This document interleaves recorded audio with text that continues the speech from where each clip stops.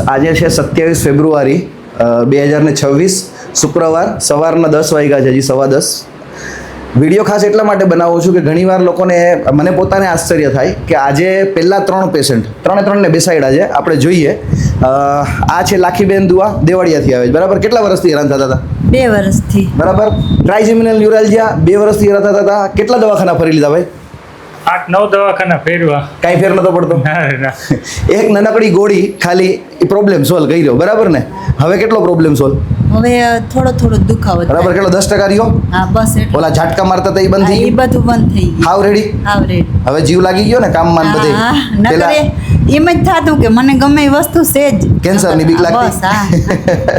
એટલે હાલો આપણે હવે બીજા રૂમમાં જાય. હવે જો માડી આ જોવાની વસ્તુ. હાલો બેન, ક્યાં ગયો કેસ એમનો? શું નામ તમારું? સવિતાબેન. બરાબર ને? કયું ગામ તમારું? અહીંયા જ રહી છે. જામનગરમાં. જામનગરમાં કેટલા વર્ષથી હેરાન થતા હતા? 4-5 વર્ષ થયા. 4-5 વર્ષથી. દવાઓ લઈ લીધી બધી? બધી લઈ હતી. બરાબર. ઘણા હવે ડોક્ટર થઈ ઘણા ડોક્ટર લીધા. હવે કેવું છે? હવે સારું છે. ઘણું. ટ્રાઇજેમિનલ ન્યુરાલ્જિયા, TN, એક ગોળી, રામબાણ ઇલાજ. હવે દુખાવો ગાયબ બધાય. બરાબર. હવે રાજી? રાજી. હવે જો મોઢું એમનું. હા, નકર શું થાય કે શું થઈ ગયું હશે? તો બહુ બીક લાગતી. શેની બીક લાગતી હતી? કેન્સરની. કેન્સરની. જો સમાજમાં બીક કેવડી છે. હવે આ જો ત્રીજા પેશન્ટ, આ અમારે ત્રીજા. બરાબર. બાનું નામ છે કડવીબેન કરમુર. કયું ગામ? દેવડિયા. જામદેવડિયા. બરાબર. કેટલા વર્ષથી હેરાન થાવ છો?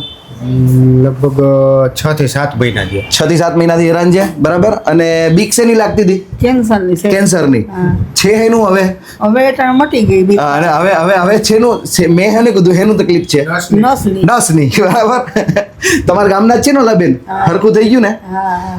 મારી ધારણા બહારની વસ્તુ છે. મેં પોતે 20 વર્ષમાં નથી જોયા એટલા નસના એટલે ટ્રાઇજેમિનલ ન્યુરાલ્જિયાના કેસ હવે જોઉં છું. મે બી કદાચ મારા વિડીયો વાયરલ થઈ ગયા એટલા માટે પેશન્ટ આવે છે, પણ નિદાન નથી થતું એ પાકું છે. લોકો 5 વર્ષથી 7 વર્ષથી 10 વર્ષથી, પોરબંદરવાળા બેન 18 વર્ષથી હેરાન થતા હતા. એટલે આમાં બીજું કાંઈ કરવાનું નથી હોતું. ગોળીથી જ રામબાણ ઇલાજ છે. અને ધારો કે એ ગોળી લાગુ ના પડે તો પછી ન્યુરોફિઝિશિયન કે આપનો કોન્ટેક્ટ કરી શકો.